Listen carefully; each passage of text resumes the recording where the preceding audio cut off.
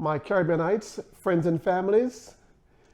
If you're new to this channel, my name is Nigel and this is the Caribbean Culture and Insights, where we discuss and talk about things that are of interest to the Caribbean culture and its communities.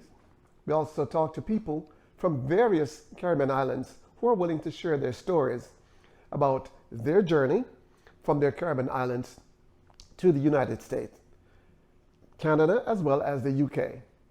We hope that you find the information and topics discussed here and stories that you heard informative, informational, and enjoyable.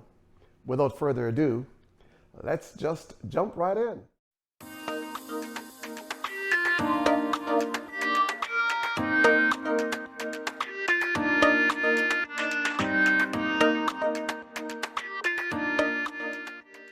Hi everyone, welcome back. All right, so what I want to do today is give you an insight in my story, my journey from Jamaica to the United States. And so I want to start with my last name, right? Powell. So my full name is Nigel Powell. And to tell you a little bit about, give you a little bit of background on the Powells and, you know, where in Jamaica, the name come from and get to me. But before I do that, my story is not quite short. And so I may have to chop it up into pieces. My thought process is to create more or less little mini chapters. So I'll start by talking about, or give you an insight about my life growing up in Spanish Town, St. Catherine, and then in Jamaica, of course, for those of you that are not familiar with the parishes. And then I'll move on to what my life is in Kingston, and then we'll talk about my life when I got to the U.S. and the issues and challenges that I face to where I am today in McKinney, Texas. All right, so let's talk about the name Powell. If you're outside of the culture, or no, I shouldn't say that. I should say, if you're an American, then the name is Powell, right? But if you're Jamaican, it's Powell, right? Simple, right? Anyway, I'll make sure that when we discuss, you know, these stories and topics that are of interest to the Caribbean communities and the culture, is to break it down in layman's terms so it's easy to follow and easy to understand.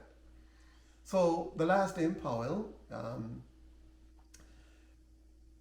the origin in Jamaica, from the research that I've done and from what I've heard from my aunt, is pretty much from St. Elizabeth. Okay, and so my grandfather, his family are from St. Elizabeth, and then I understand that he grew up in Nain, Manchester. For some reason, I thought that Nain was in St. Elizabeth, or unless they have Nain, St. Elizabeth, and Nain, Manchester, because I could have sworn that when I read Colonel Colin Powell book, that when he went to visit his family in Jamaica, that it was Nain. I may have to look again and to confirm my memory and what I read. But my grandfather grew up in Manchester, actually Prospect, Manchester. That's where I went to visit the Powells when I wanted to know my family. And so he grew up there. There were 14 of them. The names that I remember is his brother Gora Eric and then himself. They call him Buck at the time. We know him as Grandpa, but his correct name, or his right name, as we would say, is Elijah Nathaniel Joseph Powell. I think there's the Joseph in there. And then his father, that is my great grandfather, his name, understand, is also Elijah Nathaniel Powell. I think the Joseph is there as well. And then my father name is Lester Joseph Powell. Okay, so you see the Joseph, move along the way. I have an older brother by my father's side, and of course his name is Clifton Joseph Powell. They call him Joe, or we grew up calling him Pajo, right? He's in Cleveland, Ohio. You'll hear about that story when I touch on the U.S. side. And so my grandfather, lived in Prospect, Manchester before he passed. He was living in Spanish Town. And I'll see if I can patch in how he got to Spanish Town. But that's where he was living, and then he went to Manchester in his older age, and that's where he died. Now, my father was not born in Manchester. He was born in St. Thomas. So how did the Powell somehow got from Manchester to St. Thomas? Well, according to the story I got from my aunt, when I asked her, how did my father end up in St. Thomas? And what she told me was that my grandfather was like a headmaster, a headman, they call it at the time, for estates. And so he went to St. Thomas to manage one of the estate there called Green Castle, I think. And that's where he met my father's mom there. And so they started a family there.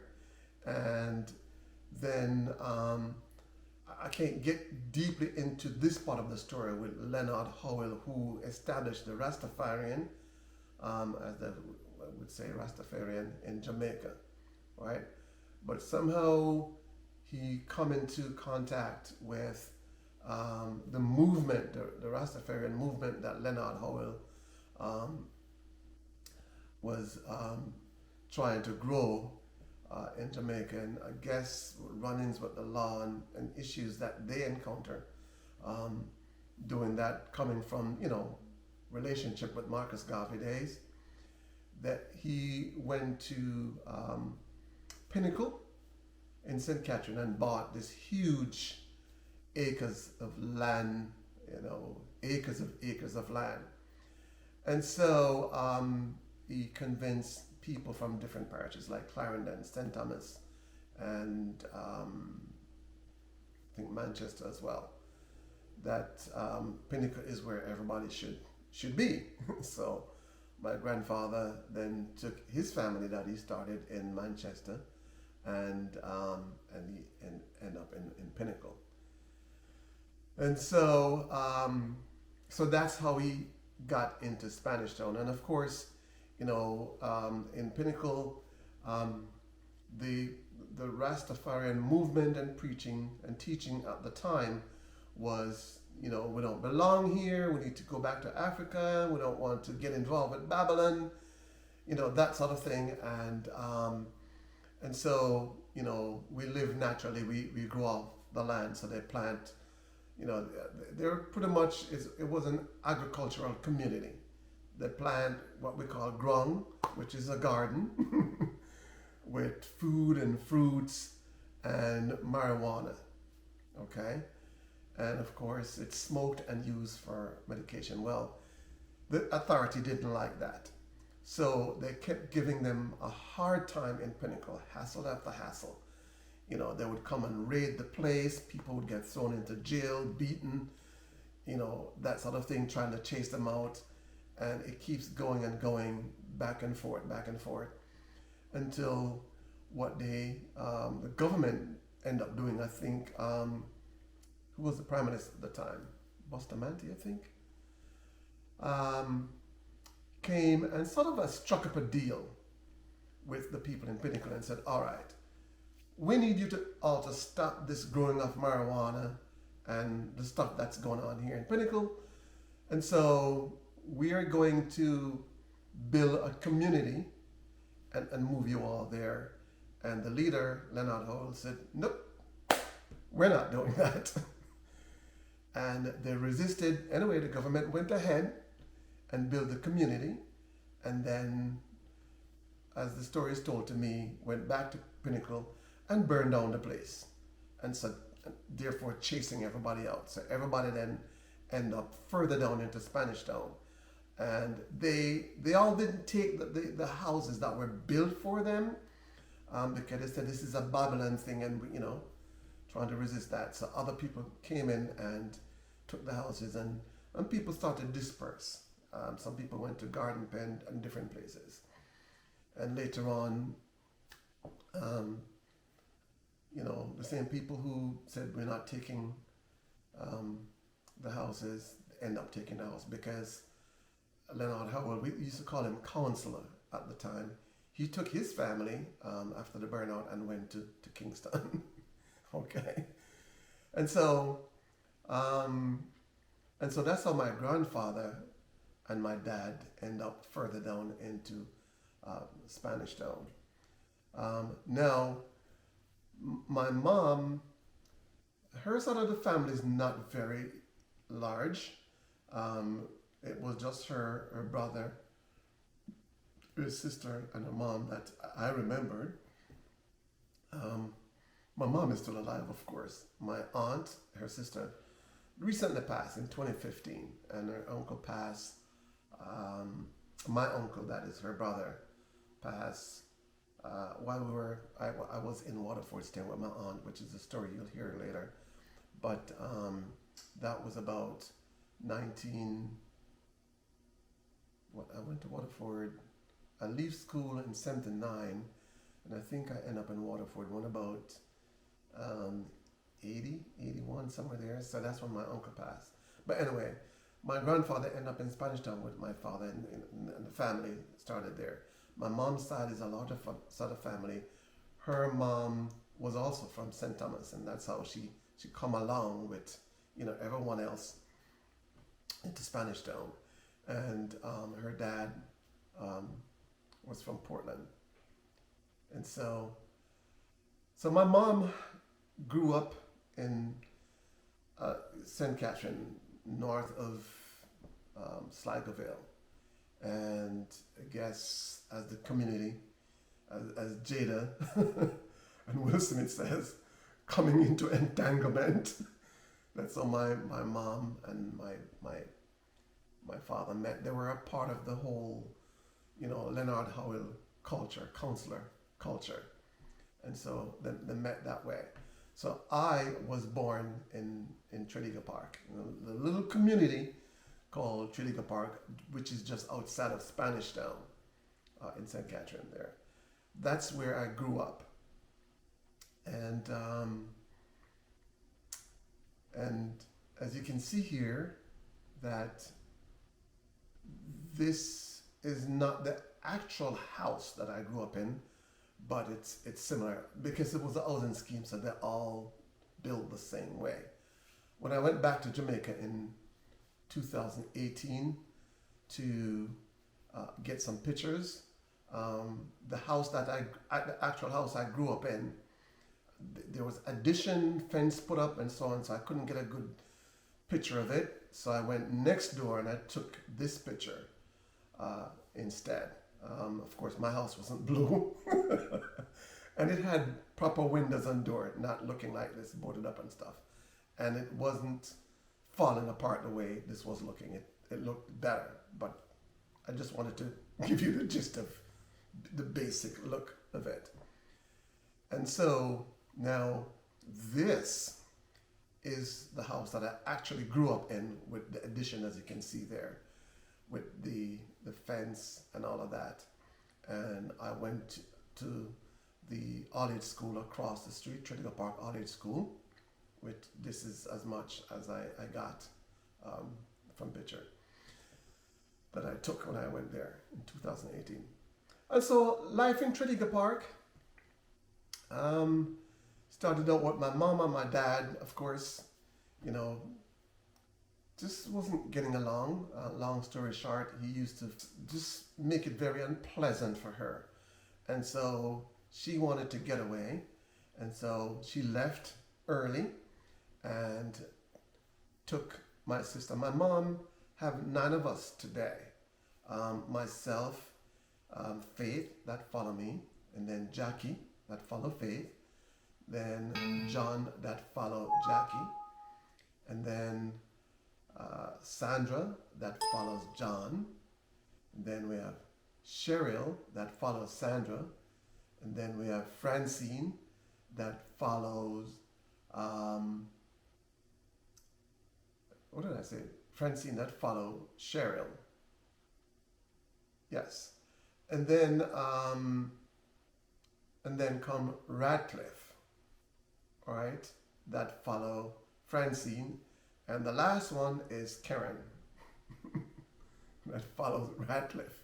So that's the 9 of us that my mom had. Back then in Tredegar Park, it was 4 of us that I remember. Me, my sister Faith, Jacky, and John. And so because of the situation with her and my dad, just, you know, my dad, you'll hear later on the stuff that, especially me, went through, just, you know, lack of better words, just coming straight out, just total abusive he was. And so my mom took my sister and went to Kingston. And then she leave me, John and Jacky, to stay with my dad. And my grandfather said that Jacky looked so much like him, so he took Jacky across the river to another community called Garden Pen. The family there, Miss Lily and Mr. Shine, somehow related to my grandfather. I'm still trying to find out exactly what the relationship was, but apparently we're some type of family, extended family. And so my brother was living over there, and that led me and my other brother, John, you know, we'd go over there to look for him and meet the family over there, Miss Lily, Mr. Shine, and the grandchildren at the time, which was Dasa, Dasa, Dinny, Derek, and Tony.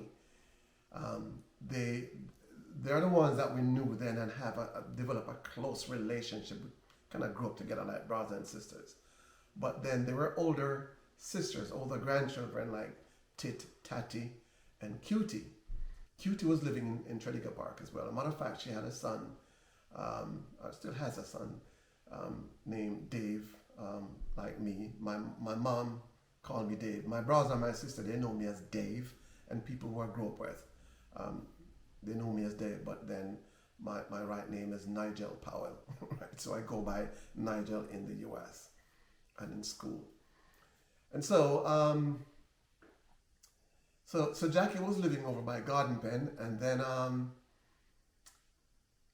after a while, my grandfather took him to St. Thomas to my other aunt, Amy Powell. And so Jacky kind of grew up there. While me and John, we were in Tredegar Park with my father, and boy, we had a rough time. I mean, beaten after beaten with rubber, belt with the little shiny and the little metal thing, and, you know, all kind of, you know, wissy would tie together and strip us down naked as the day we were born and beat us severely. Our back is always cut up, and, you know, when we're not getting that, we call it he's boxing us down with his hand or whatever pan he could get. It was bad. And mind you, that I wasn't in the first grade as yet. And usually we get into first grade at age 6. So I must have been like 5, right? Or if I was 6, then I probably got into first grade late. But I know all of this took place before I got into first grade. So we were living in Tredegar Park at the time on a bottom street they call Monkey Town. And I remember I'd just be running away all the time, just to run away from the beating and just the situation. You know, I mean, I didn't know the word depression or depressed at the time, so I call it fret then. Now I know that it was I was depressed and or depression, but I was sad and just unhappy the whole time I was living with him. All I wanted was my mom, you know. So I would sit at the doorstep in the evening because he's always gone. He was like a builder, build houses, a mason, you know, more or less like on the contractor side. So he's always gone. You know, he would go to countries and, you know, go to different places and build houses and come home either late or for days we probably wouldn't see him. And so I'm always at the doorstep, especially when it rains, just looking up the street and hoping that my mom would just come walking down the street to come get us. That's how sad I was. And so my father would leave us next door to this lady called Valda at the time. She had a daughter and a son at that time, Lydie and Maureen. We kind of grew up together. So I think Maureen is now in England, and I think Lydie's still in Tribeca Park there somewhere. But they were our next door neighbors. So that's kind of where I grew up, just with that type of a thing going on with my dad, just sad and just, it wasn't good. I had no joy the whole time I was living with him. Then I remember, so we moved from the house next to Valda down in Monkeytown and moved to another house further down the street next to a family, the Williams, you know, Miss Minor and Mr. Williams, as we call them, and children that I remember from that family. So like Jennifer, G, Mary, Glaston, there's Trevor, Baga, Coe, and Mickey. I think I got all of them, and then there's some grandchildren, right? G, right? So we were living right next to them, and the house that I showed you, looking like this, you see, it looked like the windows, and one window's over there and one over here, right? We were only living in one side. That's how small the room is. If I remember what was in that room, I do remember a bed. There was a fancy table and a dining table. I think that's all about I remember. And so my dad, myself, and my brother John was there, and the beating and the disadvantage, as we call it then, carried on. It didn't stop. So at that house now, I remember I went into grade 1, and I would get beaten for the simplest thing because I was not a bad child. I remember one time I was cleaning the lampshade, and the thing just fall apart in my hand. And right there and then, what do you think I did? I run away because I didn't want to face that beating that I know I was going to get. And, you know, people like Jim used to track me down and catch me and take me back, you know, pretend to be my friend. And then they would take me back to my dad, and then he would strip me down naked and beat me. And, you know, it's just too much to talk about in detail. So I get very emotional just even trying to remember it. Another time I remember, he literally burned me up, not with hot water, boiling water, because the water had just come off the stove, bubbling up and stuff. And he had asked me to pass a cup. When I look on the table, this is outside the back window, right? There were like several cups. And he's the type of person, you're just supposed to know which one he's talking about. Don't ask which one. Otherwise, you're considered a fool, an idiot, and get either backs down, slap, or whatever.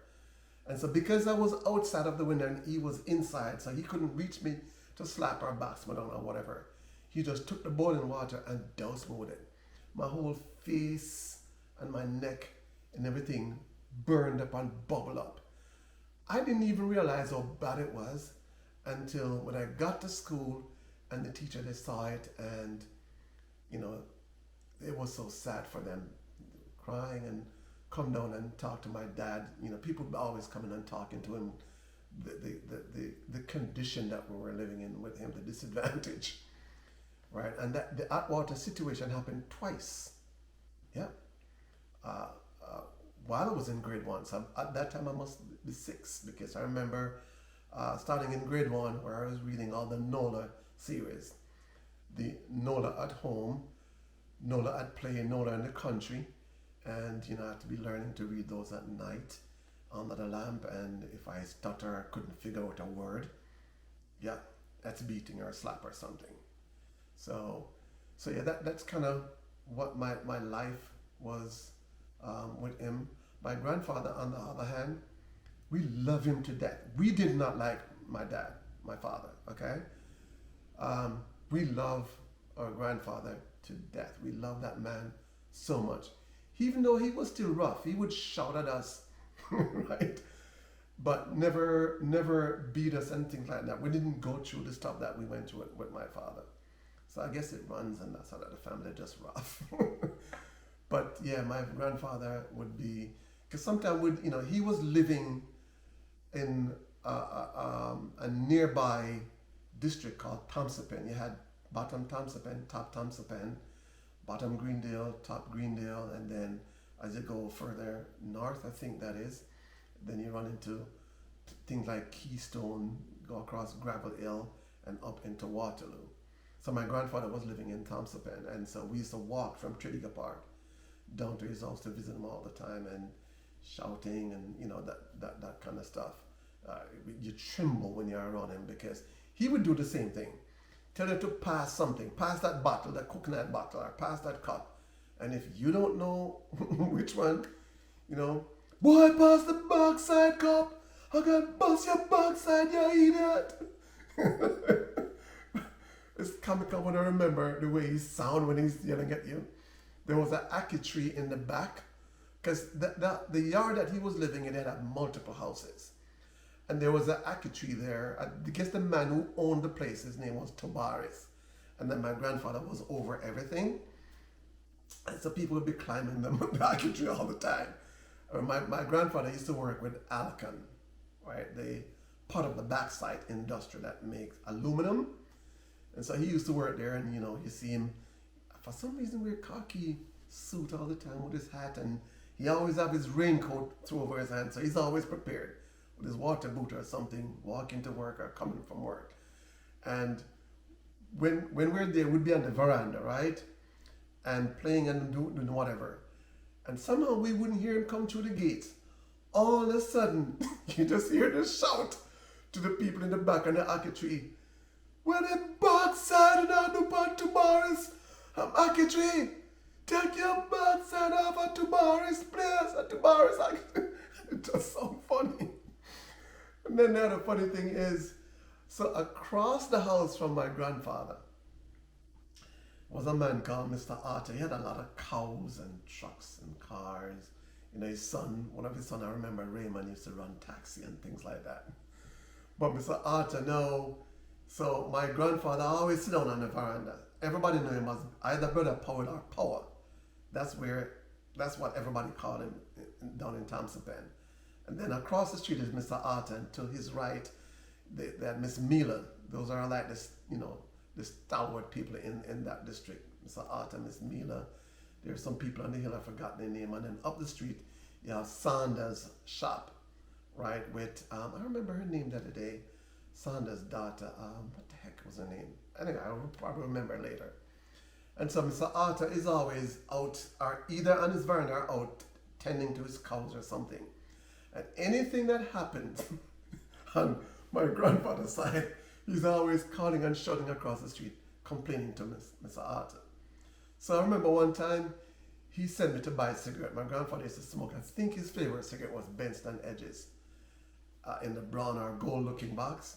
And for some reason, he sent me up by Sanders to go get cigarette.